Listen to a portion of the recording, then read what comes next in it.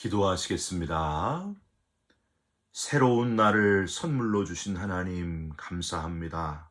첫 시간 구별하여 하나님께 드리오니 기쁘게 받으시고 세상에서 얻을 수 없는 기쁨과 감격으로 채워 주시옵소서. 구원받은 하나님의 자녀로서 하루를 살아갈 때에 소망을 잃어버리지 않게 하시고 소망을 전해주는 그리스도인들이 되게 하여 주옵소서.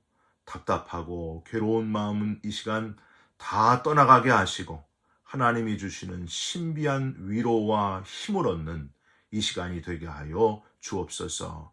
말씀 가운데 살아갈 길을 찾게 하여 주시고 결단하는 시간이 되게 하여 주옵소서. 예수 그리스도의 이름으로 기도 올리옵나이다. 아멘. 오늘 말씀은 출애굽기 20장 1절부터 3절까지의 말씀입니다. 하나님이 이 모든 말씀으로 말씀하여 이르시되 나는 너를 애굽 땅 종 되었던 집에서 인도하여 낸 내 하나님 여호와니라. 너는 나 외에는 다른 신들을 내게 두지 말라. 아멘. 오늘은 출애굽기 20장 1절부터 3절까지의 말씀으로 나는 너를 내 하나님 여호와니라 라는 제목의 말씀을 함께 나누고 기도하는 시간을 갖겠습니다. 5년 전에 한국교육부 산하 국가평생교육진흥원에서 주최한 2019 전국 성인문예교육 시화전이 있습니다. 거기에서 대회 최고상인 최우수상을 수상한 67세, 지금은 73세시겠죠?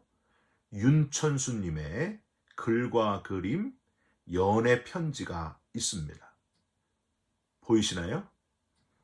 한글을 몰라 읽지도 못한 첫사랑 남편에게 받은 편지의 답장을 60세가 넘어 보낼 수 있게 된 사연을 연애 편지라는 참신한 소재를 통해서 감동적으로 표현했습니다. 이 편지 안에는 글을 모르는 서러움과 홀로 된 외로움, 그리고 변하지 않는 남편에 대한 사랑과 그리움이 오롯이 담겨 있어서 많은 사람의 눈시울을 뜨겁게 했습니다. 여러분께 한번 읽어드립니다. 연애 편지, 윤천순. 꽃다운 시절 첫사랑 그님에게 연애 편지를 받았어요. 글 모르는 까막눈 부끄러워 고개 숙이고 얼굴만 붉혔어요. 세상 떠난 첫사랑이 그리우면 한글 몰라 읽지도 못한 연애 편지 쓰다듬고 외로움 달랬어요. 서러운 까막눈 세월 60년 보내고 한 글자 한 글자 열심히 한글 배워 님이 주신 연애 편지 읽고 답장을 씁니다. 기성아버지, 답장이 늦어서 미안해요. 앞으로는 내가 연애 편지 많이 쓸게요. 나도 당신 사랑합니다. 여러분 어떻습니까? 떠나간 그 님이 생각나십니까? 요즘은 연애를 이렇게 손편지를 써가지고 하는 사람은 거의 없습니다. 이메일로도 하고요, 카톡으로 하고 텍스트로 하지 바로바로 마음을 전하지 이렇게 편지를 손으로 써서 하지는 않습니다. 그 글씨까지 살피면서 생각하고 되새기게 되는 이 감동을 찾아보기가 어려운 시대라는 점이 좀 아쉽습니다. 여러분, 바로 오늘부터 여러분하고 나누려고 하는 것이 바로 이 연애 편지입니다. 연애 편지는 연애 편지인데 누구의 연애 편지일까요? 하나님이 우리에게 보내신 연애 편지 10계명입니다. 지난주까지는요, 주님이 가르쳐 주신 기도를 함께 나누었는데 오늘부터 한 10주나 11주 정도를 이 10계명을 함께 생각하면서 일주일에 한 번씩 생각하면서 우리 신앙의 기초를 든든히 하고 하나님이 직접 쓰신 연애 편지 속에 담겨진 하나님의 진심과 하나님의 마음을 깨닫게 되시기를 주님의 이름으로 소망합니다. 손으로 쓴 연애 편지에는 일반 편지하고는 다른 특별한 특징이 있어요.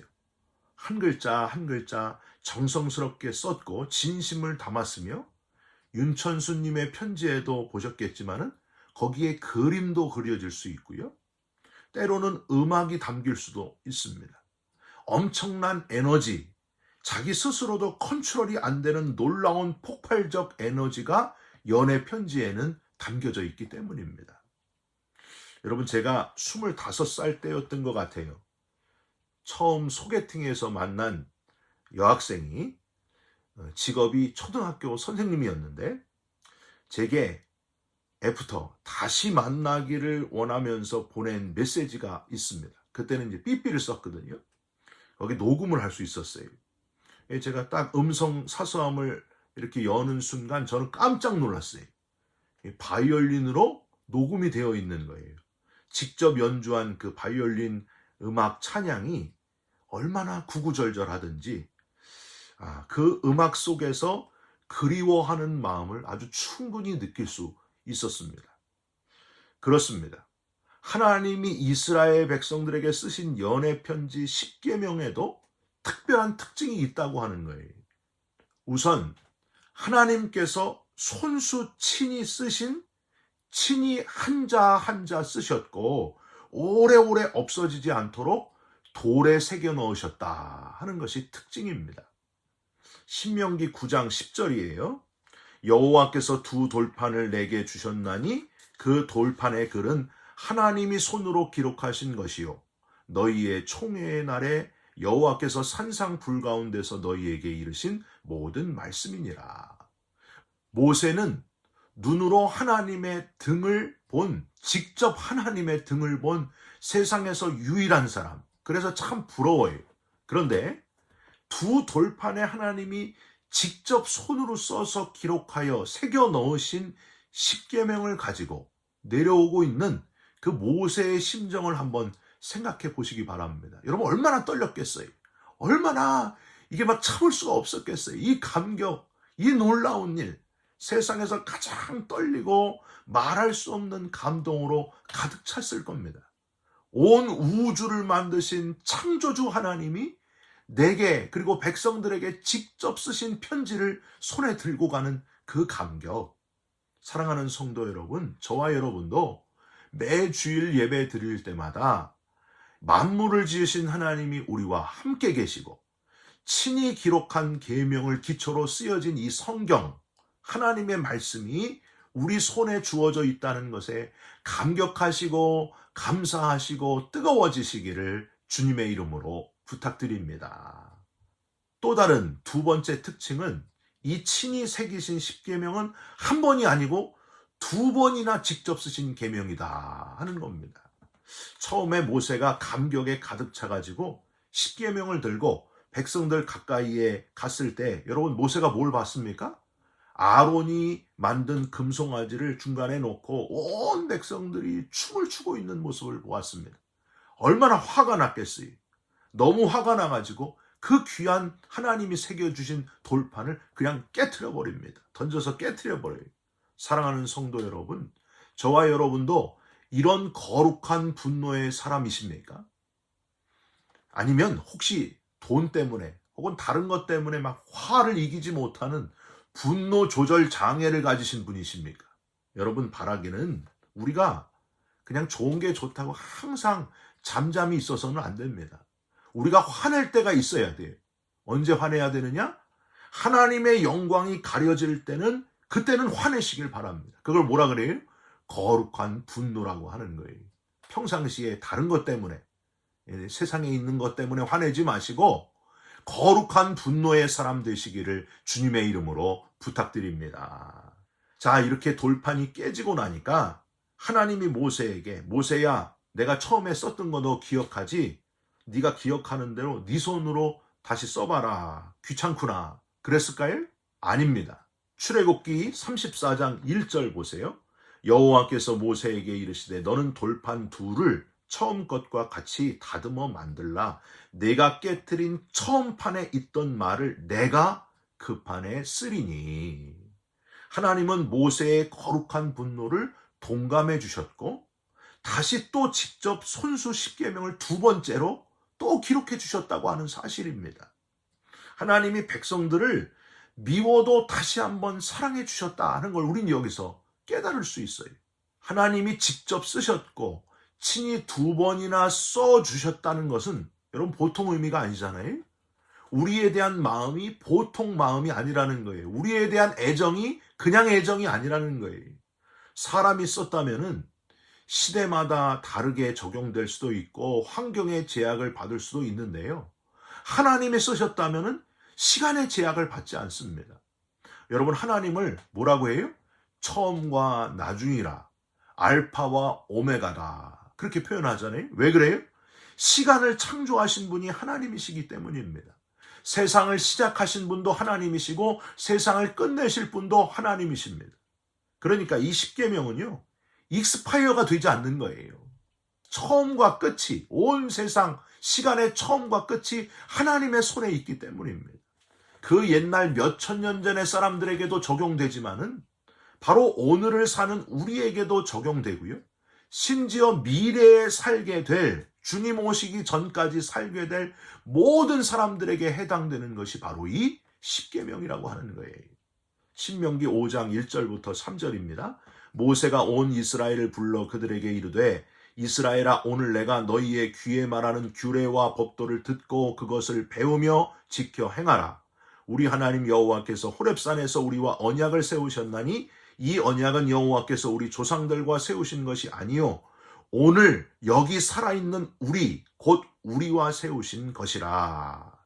지금 2024년 7월 29일 오늘 우리에게 똑같이 말씀하시는 삶의 기준이 되고 하나님의 연애 편지가 된다는 사실입니다. 떨려야 정상이에요. 여러분 이 십계명을 나누는 동안 마음이 떨리시고 뜨거워지시기를 주님의 이름으로 부탁드립니다. 그러면 우리가 할 일은 무엇인가? 하나님이 이렇게 친히 쓰시고 2번이나 써주신 십계명을 우리가 받으면서 우리들이 해야 될 일이 있다고 하는 거예요. 그게 뭘까요?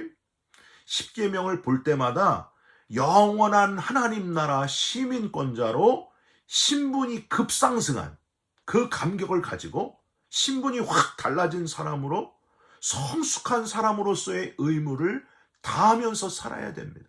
저와 여러분이 신분이 바뀌었다니까요. 우리는 그냥 죽음으로 끝날 존재들이었는데 하나님이 우리를 사랑하셔서 영원한 삶, 영생의 삶을 살도록 신분이 바뀐 사람들이에요. 할렐루야. 이스라엘 백성들이 홍해를 건너가지고 광야 생활을 하면서 그들의 신분이 달라졌습니다. 그동안 애굽에서는 뭐였어요? 노예였습니다. 노예. 근데 이제는 자유가 주어졌어요. 비록 광야 생활은 힘들지만은 고생길이지만 자유가 있었다는 거예요. 그런데 자유만 있었을 뿐만이 아니라 의무도 있었습니다. 출애굽한 백성의 의무, 다시 애굽을 그리워하지 말고 앞을 향해 나아가야 됐습니다. 어디를 향해? 약속의 땅 가나안을 향해 거기 들어갈 준비를 하면서 살아야 된다고 하는 거예요. 저와 여러분이 이제 예수를 믿고 구원받은 자가 되셨으면 세상을 그리워해서는 안 됩니다. 옛날 생활을 그리워해서는 안 됩니다. 다시 홍해로 돌아가가지고 한 발은 홍해에 한 발은 광야에 그렇게 있으면 안 된다는 거예요. 애굽이 그립다. 그래서야 되겠습니까? 너희는 유혹의 욕심을 따라 썩어져가는 구습을 쫓는 옛사람을 벗어버리고 아예 끊을 것을, 옛 생활을 끊어야 됩니다. 삶의 기준이 달라져야 됩니다. 새로운 거듭난 자의 삶을 살아가야 됩니다. 여러분, 끊을 걸 끊으셨으면 좋겠어요. 술도 끊으시고 도박도 끊으시고 중독, 여러 가지 중독이 있잖아요. 옛날 예수 안 믿었을 때의 여러 가지 것들 다 끊어내시기를 주님의 이름으로 부탁드립니다. 여러분, 미국 시민권자가 되면은요, 해야 될 의무가 있어요. 투표를 해야 되고요. 주리 둘이 뭐 해야 돼요? 배심원 통지가 나오면은 반드시 가서 배심원 해야 돼요. 또 세금도 내야 돼요. 요즘 시민권 시험 보러 가면은요, 꼭 이렇게 쓰는 테스트가 있잖아요. I will pay taxes. 나는 텍스를 꼭 낼 것이다. 이걸 써야 돼. 옛날에는 모르면은 그냥 미국 국가 일어나가지고 부르면은 이 시민권 패스됐대요. 근데 지금은 꼭 텍스 내겠다고 쓰지 않으면 떨어진답니다. 그리스도인이라고 한다면 해야 할 의무가 있음을 되새기시기 바랍니다. 내게 주어진 모든 것들이 하나님으로부터 왔다는 것을 기억해야 되는 것이 의무예요. 이 땅의 것들은 잠시 쓰다가 갈 것들임을 잊지 말아야 됩니다. 잠시 쓰다가 갈 것들인데 거기에 집착을 하고 이름을 써놓고 그래서는 안 된다는 거예요. 여러분, 제가 한국에서 군대에 있을 때에 저는요 6주 훈련을 마치고 민간으로 나오면서 제가 가지고 있던 물품들을 후배들에게 다 전해줬거든요. 그런데 거기에 이제 막 이름을, 모자도 이름 써놓고 양말에도 이름 써놓고 속옷에도 이름 써놓고, 지금 그게 생각이 나요. 그걸 왜 써놨을까? 잊어버리지 않으려고 써놨는데 다음 사람 물려주려면 이름 써있으면 안 되잖아요. 참 미안하더라고요. 저는요 제일 꼴불견인 사람들이 있어요. 산에다가 바위에다가 자기 이름 써놓은 사람들.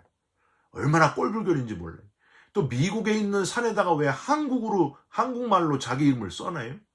그런 어리석은 사람이 어디 있습니까? 민폐예요, 민폐. 사람들에게 민폐가 되기도 하고 세월이 다 지나면 잊혀질 텐데 아무것도 아닌데. 누가복음 10장 20절에 예수님께서 너희 이름이 하늘에 기록된 것으로 기뻐하라 하셨습니다. 저와 여러분은 잠시 이 땅에 살다 가는 거예요. 우리에게는 신분이 상승되었고 영원한 하나님 나라가 주어져 있다고 하는 겁니다. 잠시 세상에 내가 살면서 항상 찬송 부르다가 날이 저물어 오라 하시면 영광 중에 나아가리. 그래서 하나님의 생명책에 내 이름이 새겨진 것을 보게 되고 감격하고 기뻐하게 될 그날이 지금 오고 있다고 하는 거예요. 여러분, 이 땅의 것에다가 이름 새겨놓지 마시고 하나님의 생명책에 이름 새겨진 것 기뻐하면서 그날을 준비하면서 살아가시기를 주님의 이름으로 축원드립니다. 또 하나, 마지막으로 십계명은 일방적인 계명이 아니라 상호적인 계명이다. 이 상호 관계에서의 계명이다 하는 사실을 기억하시기 바랍니다. 여러분, 우리는 십계명 하면은 첫 번째 십계명을 뭐로 생각해요? 출애굽기 20장 3절. 나 외에는 다른 신을 내게 두지 말라. 이걸로 자꾸 기억을 하는데 유대인들은 다릅니다. 유대인들은 십계명의 첫 번째 계명이 뭐냐 하면 1계명하고 2계명, 우리가 생각하는 1계명, 2계명을 2계명이라고 생각하고요. 첫 번째 계명이 그 앞에 따로 있어요. 출애굽기 20장 2절을 첫 계명이라고 받아들입니다. 제가 읽어드립니다. 나는 너를 애굽 땅 종되었던 집에서 인도하여 낸 내 하나님 여호와니라. 이게 첫 계명이라는 거예요. 하나님께서 하나님과 백성들의 관계가 어떤 관계인지 정확하게 2절에서 정의하고 있습니다. 이게 첫 계명으로 유대인들이 받아들이는 거예요.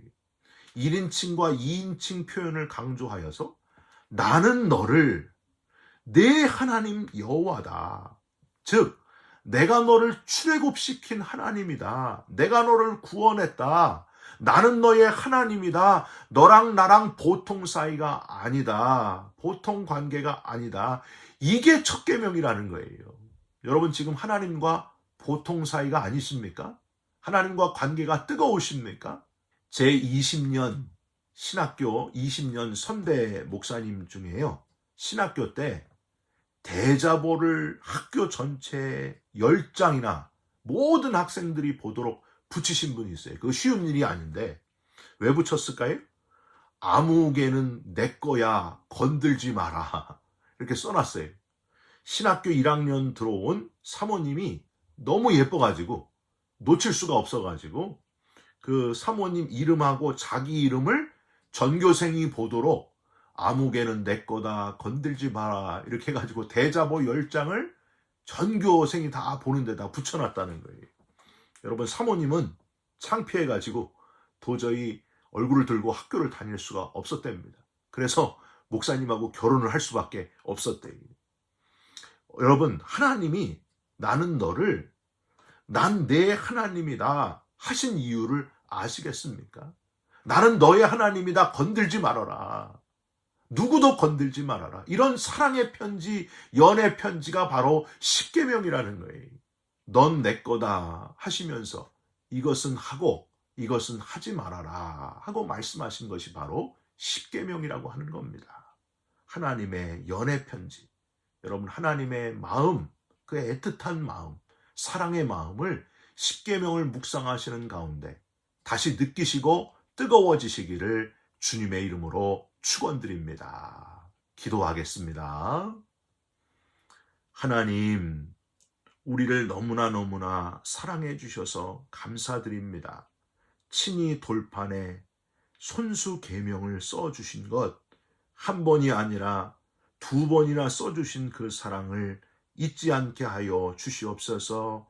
구원받음의 감격을 잃어버리지 않게 하여 주옵소서.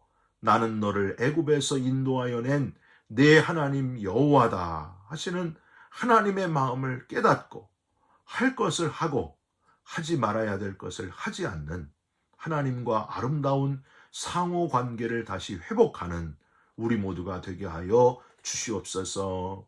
예수 그리스도의 이름으로 기도 올리옵나이다. 아멘. 하늘에 계신 우리 아버지여, 이름이 거룩히 여김을 받으시오며 나라가 임하시오며 뜻이 하늘에서 이룬 것 같이 땅에서도 이루어지이다. 오늘 우리에게 일용할 양식을 주옵시고 우리가 우리에게 죄진 자를 사하여 준 것 같이 우리 죄를 사하여 주옵시고 우리를 시험에 들게 하지 마옵시고 다만 악에서 구하옵소서.